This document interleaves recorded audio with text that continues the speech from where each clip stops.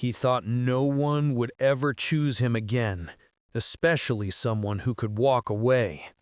Everyone said I was married to a broken alpha, but he's the strongest man I know. He refuses to walk because walking means facing the heart that betrayed him. He saved the wrong person and paid with his legs. I was forced into this marriage, but now he's the one I can't live without.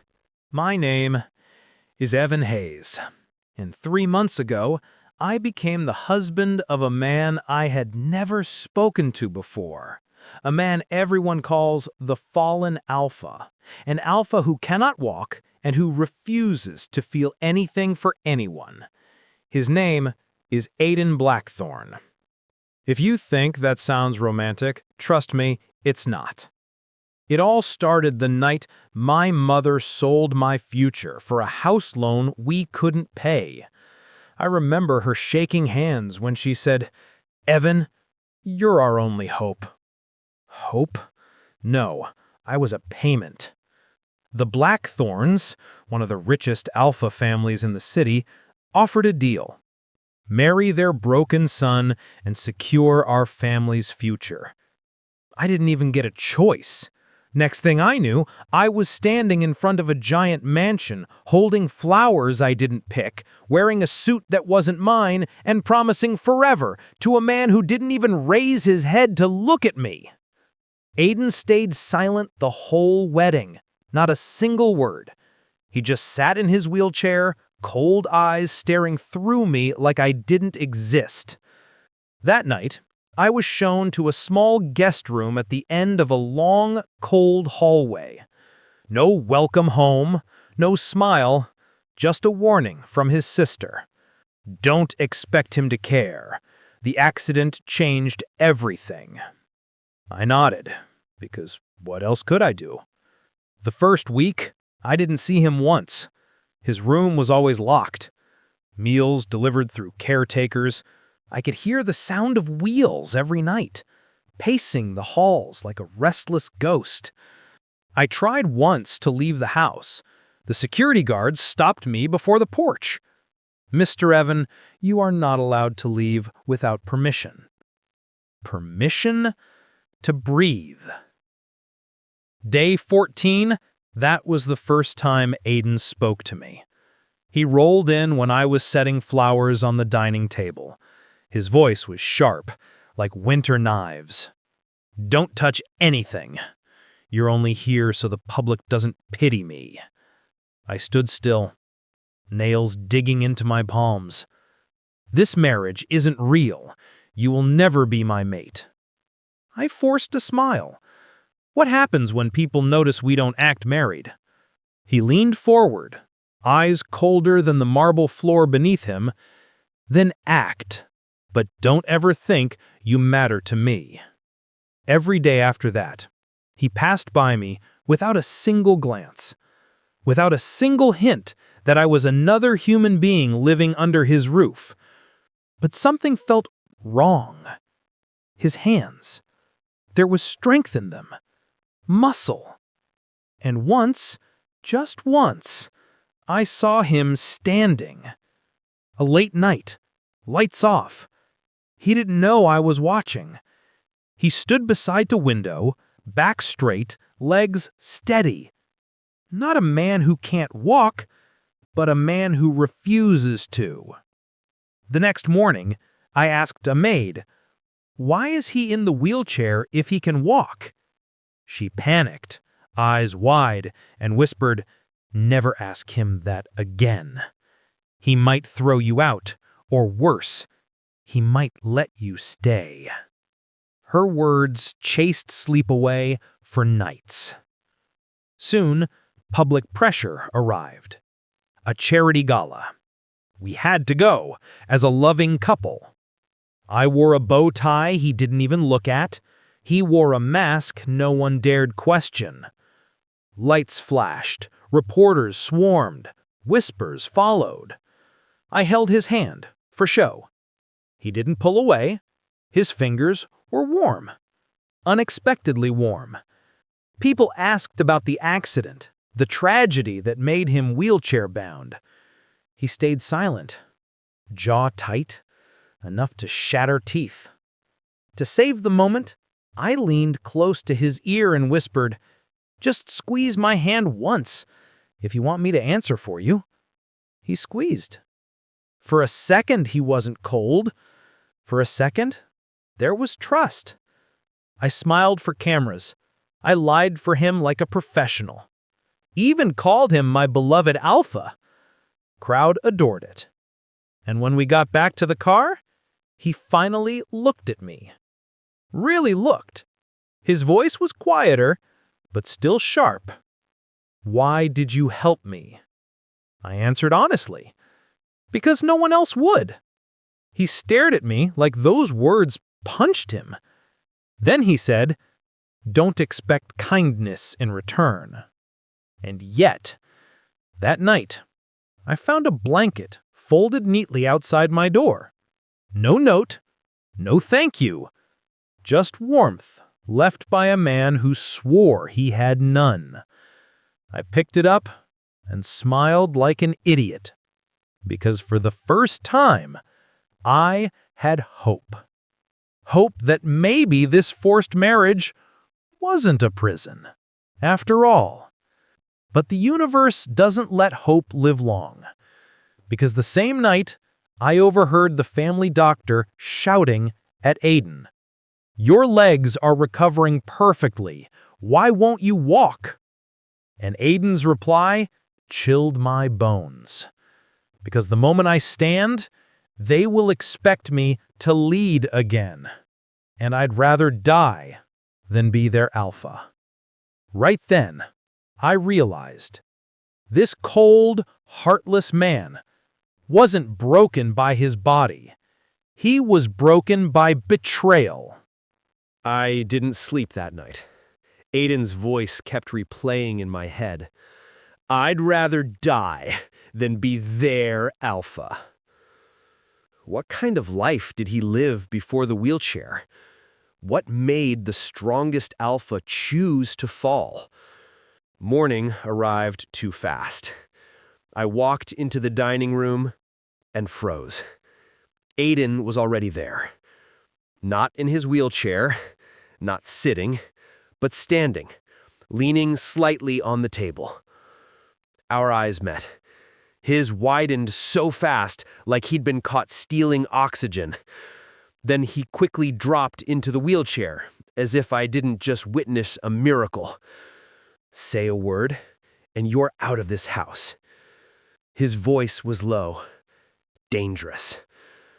I lifted my hands. I didn't see anything. And like that, his walls shot back up. He rolled past me without a glance. But I smiled anyway, because lies have a taste, and his tasted like fear. Not hatred, not anger, fear. Later that week, we attended a family dinner. The dining room was massive.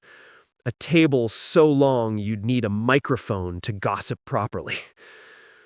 Aiden's father, a pure-blood alpha with ice in his veins, spoke first. "Evan, you will sit beside Aiden from now on. People must believe this union has softened him." Softened him? Aiden stabbed him with a glare sharp enough to draw blood. The father continued. "We'll take new photos for the press. Aiden will place a hand on your waist." Aiden snapped. "No one touches him without his consent." The table fell silent. Even the ticking clock held its breath. Me, I nearly dropped my fork. Aiden noticed and quickly masked his slip with coldness. "He is my property. Only I decide who handles him." Property. That hurt more than it should. But his eyes, they told a different story. A warning. A promise. No one will hurt you. Not here. Even if he'd never admit it. That night, I found myself staring at the ceiling again. Why would a man who swears he doesn't care protect me like that? Maybe I was overthinking. Bang! A loud crash echoed from the hallway. I rushed out, heart pounding. Aiden was lying on the floor, wheelchair overturned, books scattered. He glared at the ground like he wanted to set it on fire. "He don't need help," he growled. I ignored him and bent down. His hand shot out, gripping my wrist tightly. "Don't look at me like I'm weak," I whispered. "You're not weak, Aiden." His eyes trembled. Just for a second. Like he was remembering someone who once said the same. Someone who must have left him broken. I helped him sit upright. His breathing uneven, hands clenched. "Why are you bothering? Why do you stay?" His voice wasn't cold anymore. It was terrified. I answered honestly, "Because someone has to care that you're still here." He froze. Not because of the words, but because he didn't know how to accept them. For the first time ever, he let me push his wheelchair back to the room. He didn't look at me, didn't speak, didn't know how, but he didn't push me away. Before I left, he held my sleeve very lightly, barely a touch. Close the window. I hate the storm. A small thing. But for someone who refuses everything, it felt like trust. I closed the window carefully. The thunder cracked again outside. His shoulders stiffened. "Aiden," I whispered. He didn't respond, but his breathing shook. For the first time, I saw it.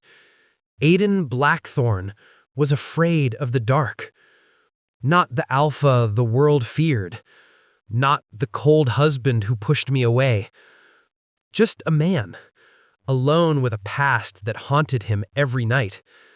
So I stayed. I sat quietly beside his bed until the storm eased. His voice came faintly. "Don't leave." I swallowed the emotion burning in my chest. "I'm not going anywhere." And for the first time since our forced vows, he slept peacefully. The next morning, the walls returned. He ignored me again, pretended nothing happened. But small changes slipped through. He left tea for me at breakfast. He slowed his wheelchair so I could walk beside him.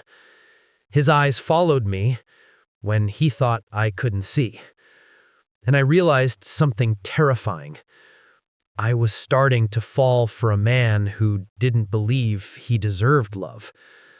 One evening, his sister cornered me in the garden. She looked nervous, almost guilty. "Evan, if Aiden starts to trust you, please don't leave him like they did." "They? Who?" Before I could ask, the Alpha father called out, "Evan, join me in my study." My heart sunk. As I walked inside, I noticed the walls lined with pictures. Aiden smiling, strong, full of life. Took photos taken before the fall. The father spoke without turning. "Your purpose here is simple. Fix him." "I'm not a doctor," I said quietly. He chuckled darkly. He was betrayed by his own mate. The bond nearly killed him. Betrayed? Mate? So that's the wound he's hiding. The father leaned close, voice dripping with threat. "If my son doesn't stand up again soon, we have no use for you." A chill ran up my spine. "Do not fail, Evan Hayes." I walked out, hands shaking. And Aiden was there, waiting outside the door, his expression unreadable. "What did he say to you?" I forced a smile. Nothing I can't handle. But Aiden didn't buy it. He rolled closer, eyes searching mine. If anyone hurts you, tell me, even if it's him. Emotion cracked through his cold mask, and that's when I knew.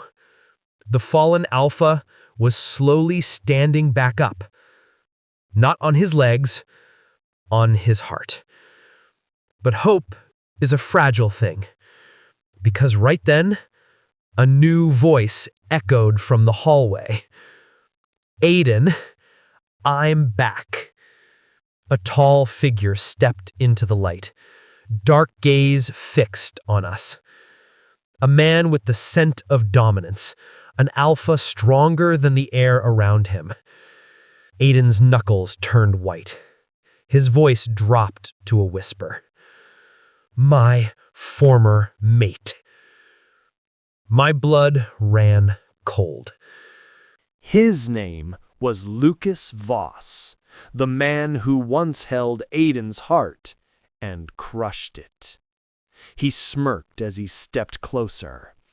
You're marrying him, a substitute Omega? Aiden's jaw clenched. I didn't know if I should stay or leave, but Lucas looked at me like I was dirt on his shoes. You're adorable, like a stray dog he adopted out of pity. Before I could speak, Aiden's voice, sharp as a blade. Speak to him like that again, and I'll make you regret ever breathing. Lucas laughed. Still pretending to be strong? You can't even stand. My blood boiled. I moved in front of Aiden. I don't know your history, but you lost the right to talk about him. His eyes darkened. Bold.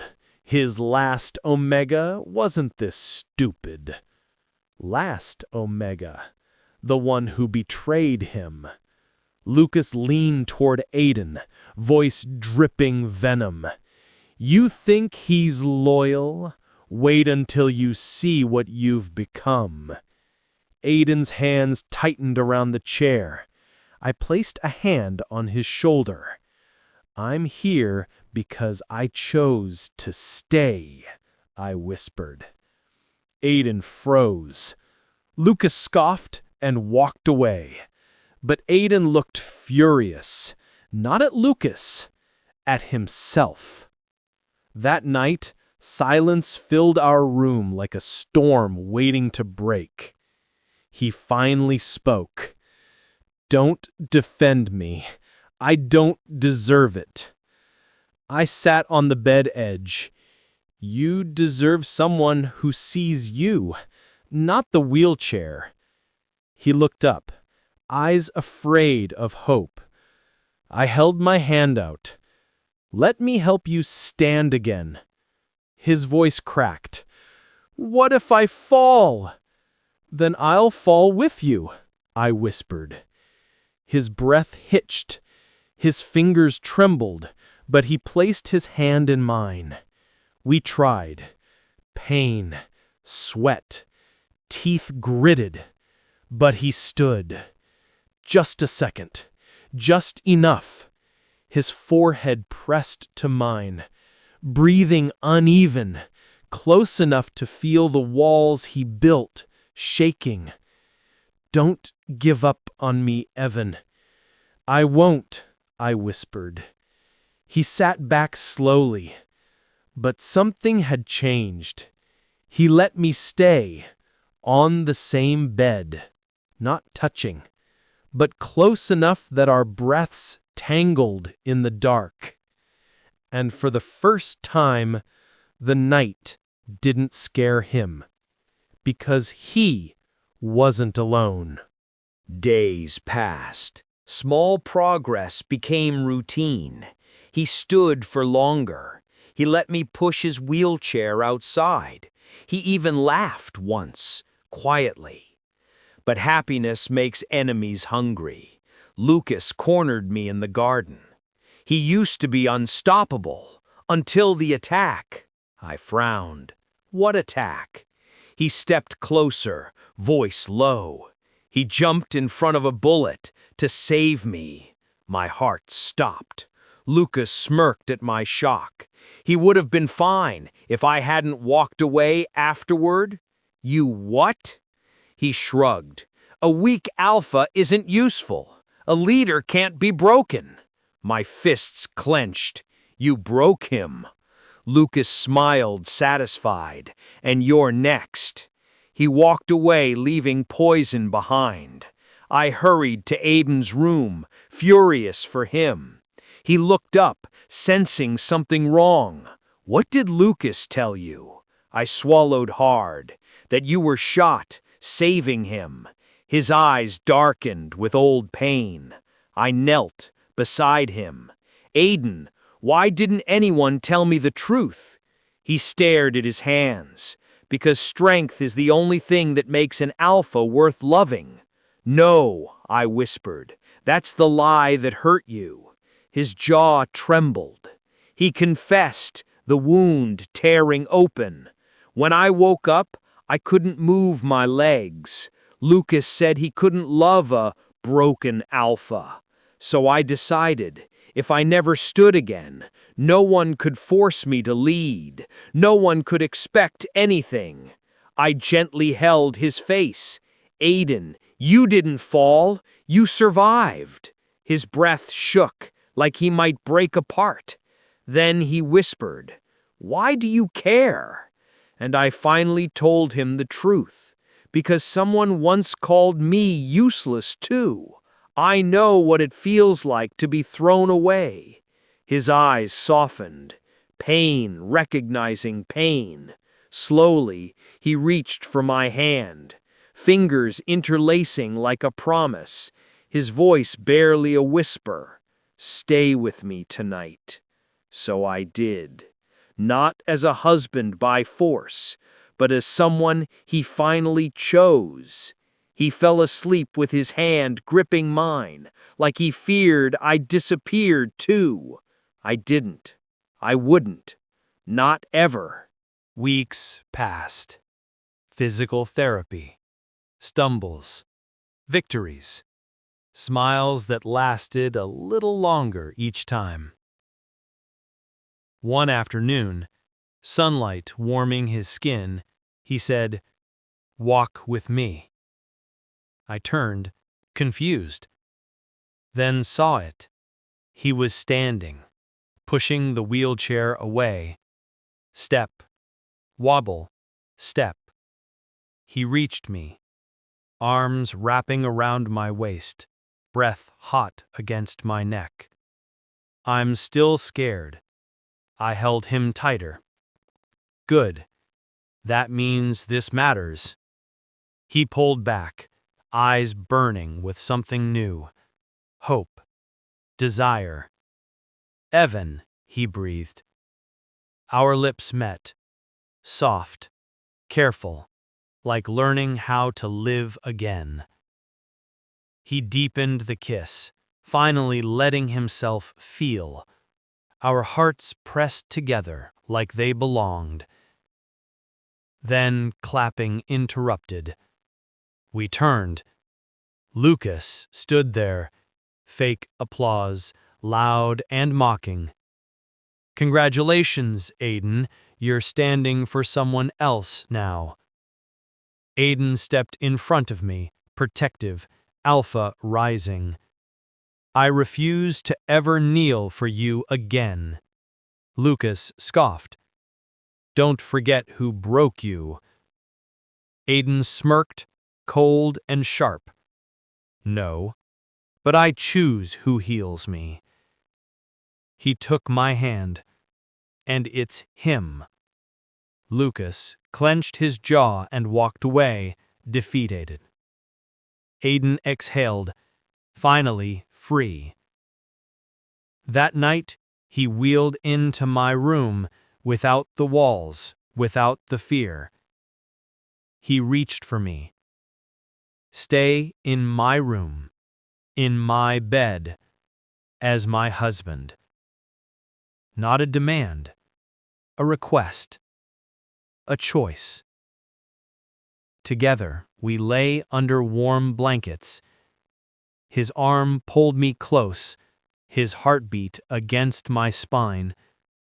He whispered into my neck, "Evan Hayes, thank you for standing by a man who couldn't stand." I turned, kissing the corner of his mouth. "You were always strong, Aiden. You just needed someone who saw it." His forehead rested on mine, a soft smile, real and new. "So, stay and watch me rise." I held him tighter. "I will." His voice fell to a whisper, peaceful and certain. "This time, I'm walking toward someone." And with our fingers intertwined, we fell asleep in the safety of each other. Not a contract, not a burden. A love that learned to stand again, together.